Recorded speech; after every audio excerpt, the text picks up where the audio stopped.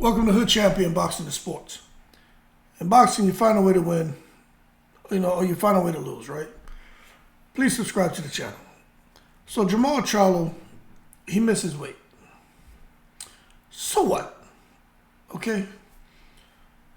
Everybody, man, most people have already gone out of here and done YouTube shorts and done videos and saying a bunch of negative things about Jermall Charlo.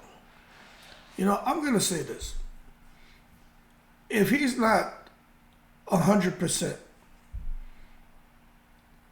as far as trying to get, if he wasn't 100% on trying to get down to 163, hey, it's okay. Let's make the fight at 168. Because of Jermall Charlo's name, he would have gotten an opponent. I'm sure Jose Benavidez would have fought him at 168. I'm sure he would have fought him at 166. I'm sure he would have fought him at 167. But Jermall should have just, went for a weight that he knew he could make. But at the same time, maybe he felt on that particular day, when he was agreeing to the weight, that, hey, you know what? I feel I can do it. But because he missed the weight, I got to say, so what? Because I think that's how he's approaching it. All of a sudden, this guy says Charlo's head has fallen off. Absolutely washed.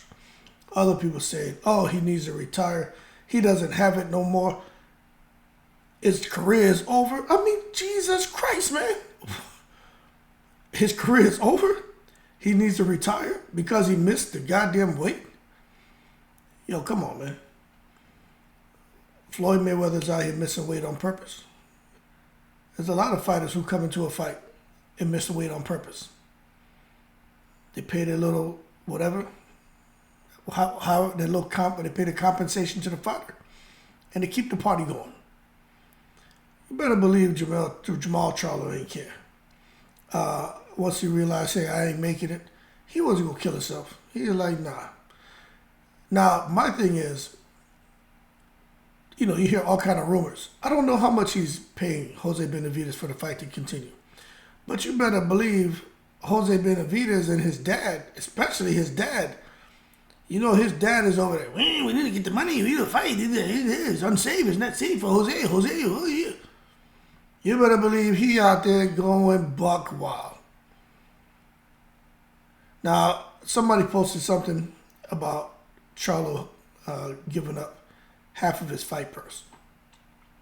To that, I got to say, hold your horses. Let's not take it to the stupid.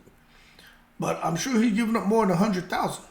Jose Benavidez is not stupid. I'm talking about Junior. He realized he has Charlo by the balls. He's like, nah, he gonna squeeze some good dough out of him, right? And Charlo gonna give it up. But let me tell y'all this is my opinion of what's going on here with Charlo. And I'm gonna tell you because I go through it, right? Now this is my opinion. But I'm pulling from my own personal experiences, right? This man has been kind of like me, retired for the last 2 years, right? I've been retired for December will make 4 years. 4 years, right? In those 2 years, Jermall Charlo has not worked, right? He's a boxer. He has not worked. And those last 4 years for me, I have not worked. I don't have to. I started playing this shit when I was 18. So I don't need to do anything. Started this little YouTube thing for fun because I like talking boxing. And I spend a lot of time with my kids, right? Training them. Everything with me is, I'm a four boys. But let me tell you, the last year and a half, I started feeling, man, I still have a lot to give. And I'm young. And I'm sure Jermall Charlo is looking at the ups and downs in his personal life. You have good stretches, bad stretches. It was more miss than hit. Now it seems to be definitely more hit than miss. So you start feeling good. Like when you have that positive energy in you, it can make you feel like, it can do something to you and make you feel, like, man, I can do this. Or make you smile and make you feel happy like this. The energy just kind of comes and goes, man. It's like a breeze blowing. and the first part of that breeze may be cold, then the breeze continues, then next little wave of breeze may be a little warm air, then you get another piece of breeze that comes through and it's kind of windbreaker weather type air. And let me tell you something, I'm sure that's what he has gone through and he goes through. So with him in this, I'm sure he does want to fight, but he's had days where he probably didn't want to do it. It's like me. It's like, you know, I formed an LLC, right? Dealing with like program analysis, project management, stuff like that, logistics and stuff like that, right? And I'm out here looking to bid on government contracts. And I'm going to tell you, I'm out there on the website reading over contracts, and then for 3-4 days after that, I don't look at anything. I don't have the interest because I'm comfortable, you know? And it's like, why am I doing this shit when I don't have to? But it's like, well, because I can. But the motivation isn't quite there. But when it comes to me making these YouTube videos, yeah, I'll put out 1,000 of these shits because it's not work to me. Now, this pays me nothing, but I enjoy it. A little bit of $100, $130 every month. Shit don't pay you no money. But when I look at Jermall, I think he's more or less kind of like me. Like, you know, I can do this, but why? And I think he's going through a little bit of that. It's because there's some expectations from fans, from maybe family members. Also, he's looking at his peers. Shit, I see what some of my peers are doing, and I'm like, man, I could be out there getting it too. But at the same time, a lot of my peers' kids are big, already out the house or, you know, in high school. They can get up and be somewhere for 6:30, 7, 8 o'clock in the morning. The kids could take care of themselves. Then come home. You know, they had kids when they were young. I didn't have kids. My first kids, I was 35. So for me, I started planning for retirement at 19. So there's a lot of things I was able to do they couldn't do because it was just all me up until age 35. You understand? A lot of investing, a lot of sacrifices. But you fast forward to where I was when I retired. I was in the position I was in, they were nowhere close to that. And they're still working to get to where I'm at. Because I was just a disciplined guy. Right? So that being said,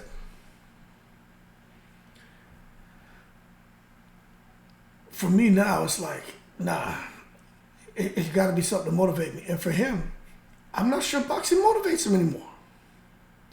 So when I watch him missing the weight, and when I really peel the layers back and see how everybody's going in on him, you know, maybe that was his plan. I'll do my best. I'm not going to force it. If I have a bad day, whatever. I'm just glad to be back in the gym. Now, I'm going to tell you, I ran into somebody this past weekend at one of my kids' at a birthday party my kid was attending. And there's a good chance I may go on and do something on the side just to keep me busy, right? But let me tell you something. I have no doubt there are going to be some of those days, if I decide to take this opportunity, right, where I may be sitting down or whatever the hell I'm doing and feeling, man, I don't like this being on the clock bullshit. You know what I'm saying? Or I don't like having to be here when I really want to be here. You know, I don't like that control bullshit. I don't want to be a beep guy. Wake up to the, you know, I'm not saying nothing wrong with that. That shit for 25 years.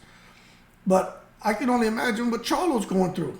He's a beep guy now. For 2 years, he wasn't a beep guy. What I mean by beep guy is the alarm clock going off. He doesn't want to be a beep guy. But I tell you what, if he's going to continue with this fighting, you don't want to be giving up $200,000, $300,000, $400,000 to a guy like Jose Benavidez Jr., who ain't gonna do nothing but sit there, man, and turn and say horrible things and not realize that, you know what, yo, my man, you just got blessed with a few extra $100,000 as a result of this man's struggle. There's nothing for you to be sitting here laughing at and poking this man in the eyeball about. But at the end of the day, I'm not making excuses for Jermall. I'm just saying, hey, you got to be a professional.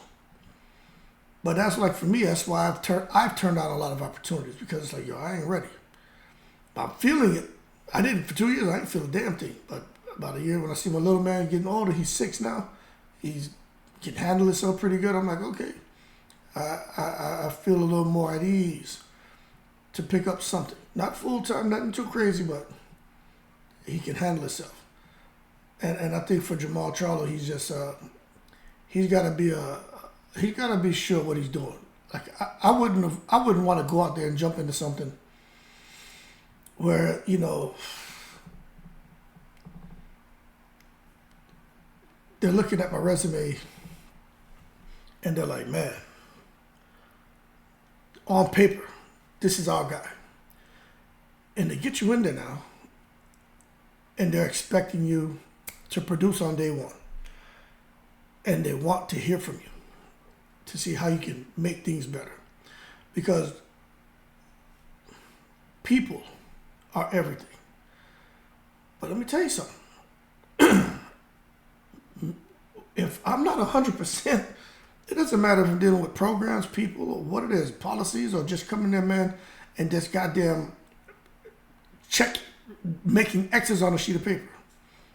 It doesn't matter. I'm not going to be 100% because I'm not all together up here. You got to be ready mentally. Jermall Charlo may be ready to get some money, but he not be ready. He may not, but he don't seem to be ready mentally to be 100% professional. But in boxing, you can kind of get away with that. He trained to a certain point. The weight, the diet and nutrition is another piece of boxing that where he's like, yo, I'll give 100% in training, but I ain't gonna kill myself to make this weight. So when he gets in that ring, I think people need to understand and to be able to discern between the training and the fighting and then the diet and nutrition. I have no doubt he's in shape. I have no doubt he can go 12 hard rounds. I have no doubt. But I also have no doubt that he said, you know what, I'm not going to get myself to the point to where I got to kill myself to get that last 6 pounds off me like I normally do. That's the killer for him. So yeah, don't try to look at it from a different perspective. Because I don't know what he's going through exactly, but I'm trying to put myself in his shoes and just think about me. And the fact that I've been retired for a while and I've had a lot of opportunities, a lot of different opportunities, man, to go and do things. You know, some things require me to pick up this certification. Some things don't require me to do anything. Hey, we just want you now. And, you know, you want to. And on this particular day, my energy's feeling good. I'm like, all right, yeah. The other days, it's like, I'm glad I didn't go do it. I had somebody the other day, they want me to, so I've had a couple of things come my way lately. One thing making real good money. The other thing is just something, because they know I'm always training my kids. We like how you work with your kids and how you help other kids. Why don't you come out here and be a coach? Kindergarten through 2nd grade, a basketball AAU team. And they see I work with like my sons with boxing. Hey, why don't you start doing this part-time? My man, because one day I may want to train your children. Other day I may not. So they can't understand that because, you know, it's just how I am. I have my good days and bad days, you know. And I watch him and I think that's how he is. Good days and bad days. But he's got the right support system around him. So I think he'll get through this fight. I think Jermall Charlo will get through this fight. He'll pay whatever money he has to pay. Going forward, we'll see if he decides to continue or if he's not. He's talking about Canelo. I don't know if y'all hear him. He's talking about he's supposed to be fighting Canelo in May. Y'all hearing that? He's supposed to be next for Canelo. I guess Canelo may have a fight with someone else, but it seems like Jermall Charlo could be what's next for Canelo. Coming off of Jermall, going to Jermall. Now, I don't know if it's going to happen, but the bottom line is Jermall Charlo's name is in the hat for Canelo Alvarez.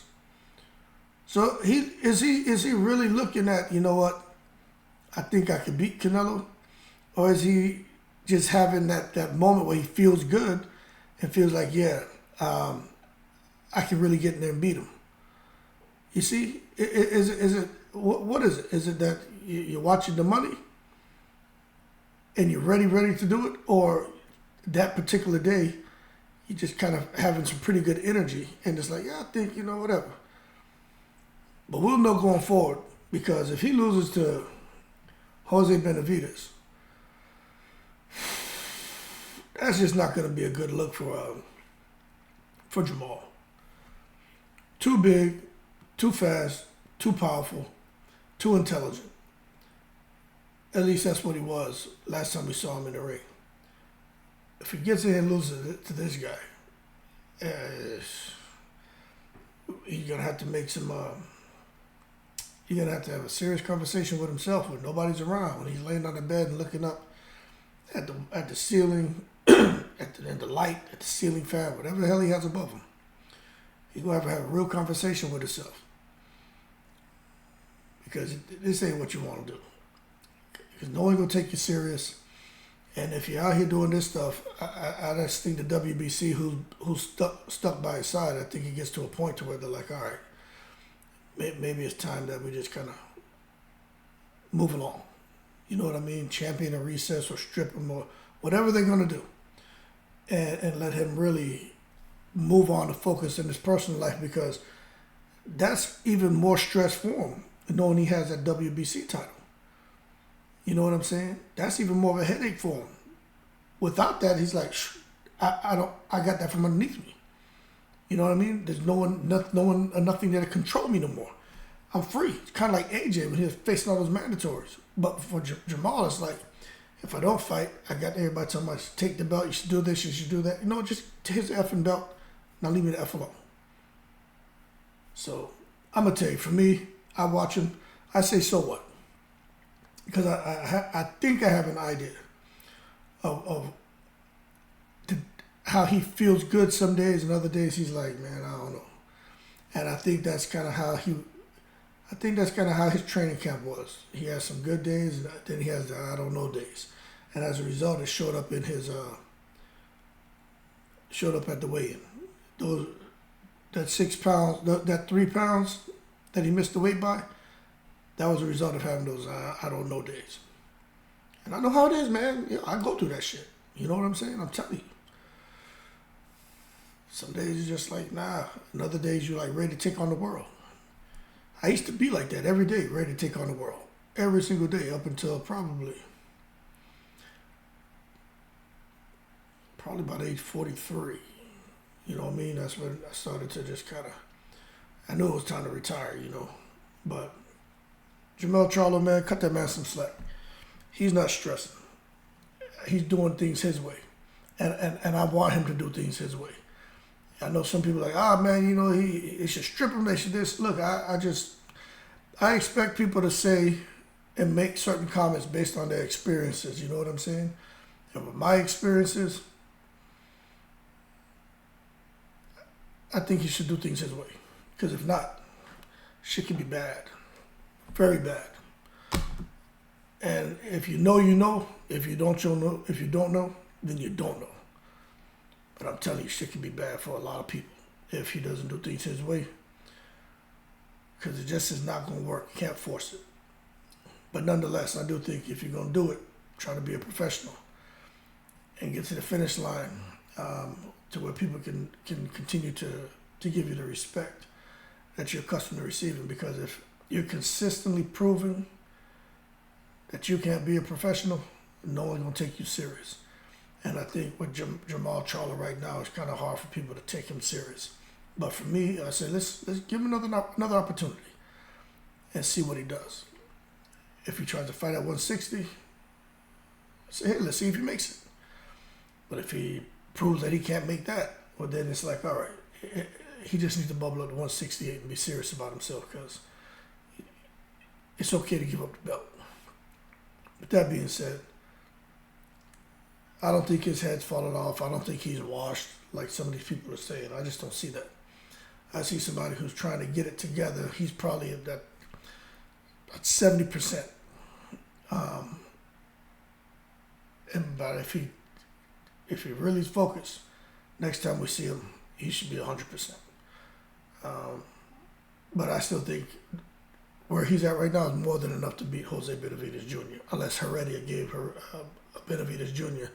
the cocktail, the atomic bomb of a cocktail, to where Jermall Charlo can't handle what Jose Benavidez is dishing out. Y'all keep cool. I'm in the breeze.